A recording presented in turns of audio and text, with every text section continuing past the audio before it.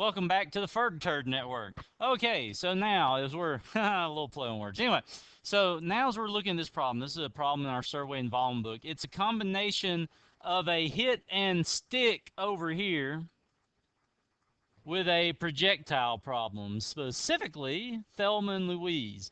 And this problem actually gives us some numbers. It tells us we've got an 8-gram bullet hitting a 180-gram block. And then it's not hard to expect that what's going to happen is that this combination, it gets hit and stick, and it's going to go off the side of the table and land on the floor. Matter of fact, the problem tells us it lands a distance of 2.2 meters away from the edge of a 1 meter tall table. And I'm going to go ahead and do something. I'm going to write y is -1 meters because I know that that block is going to fall 1 meters. So this is in the chapter on momentum because it's a hit and stick. So let's look at our hit and stick equation. mv plus mv equals m plus mv. So now as we look at it, the 180-gram block, it's actually just sitting still. So it's a 0. It's not moving. And what we're looking for in this problem is we're actually looking for this initial velocity of this bullet over here. Equals, and then on the other side we're going to have 8 plus 180. I think we could do that math in our head easy enough. Now you're going to notice something. I haven't even changed the grams in this problem, because if you're just doing a hit and stick, it's like a proportion. So if you're doing an mv plus mv, don't worry, it can be in grams, centimeters. This equation will still work. However, if you want to do like a kinetic energy or something, you got to fix those units. But anyway, here's the thing. We're looking for this first velocity, but we don't know this velocity, this final velocity. So let's look at this projectile stuff. Well, let's look at what done. It gave us an x of 2.2. There is only one equation good for x in the projectile. What is it? I'm actually talking to the people in the room now. What is it? X equals VOXT. Now, we know x, it's 2.2. But we don't know VOX, we don't know T. Well, here's the thing. If we knew VOX is up here, we wouldn't even be needing this projectile stuff. The trick to this problem is that this VOX for the projectile will be what?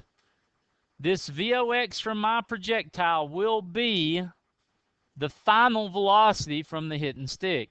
Well, it gave me a y. Well, if I ask you for time, what's my go-to equation for time? Y equals what? Y equals VOYT, but VOY in the case of Thelma and Louise here, as we always call it, will be a 0. So it's just 1/2 AT squared. So -1 equals 1/2 of -9.8 T squared. So it's basically the square root of a fifth for the most part, but we'll sit here and actually punch this in. So this is going to be 1, the negatives are canceled, divided by 4.9. And we'll take a square root of that answer. 0.45 seconds. But wait a second, now we have a time. VOX, 0.45 seconds. So now we can find VOX. 2.2 divided by 0.45, and that's going to be 4.8, or let's just go 4.9. And then that was the whole trick to the problem, trying to unravel this little projectile. And now we can come back and plug that 4.9 in for that final velocity. And now all we got to do is go back to our calculator again, and we can find the initial speed of that bullet.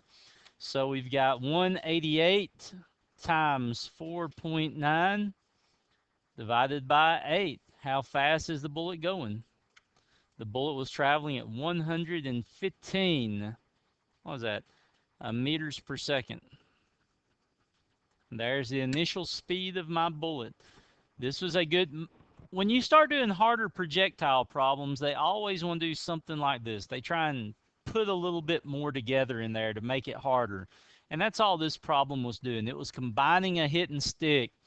Usually, if you're doing problems where you're using MV plus MV equals either one, the M plus M for a hit and stick or the MV plus MV, Usually what these problems will do is they will throw something else and try and make you find one of these two velocities by doing something else. Like the last one, it gave you a bunch of stuff where you could find the final velocity. Sometimes they'll give you a bunch of junk where you can find an initial velocity before they're hitting stuck. So anyway, that's just a little rule of thumb. Anyway, peace out on this one. Bye.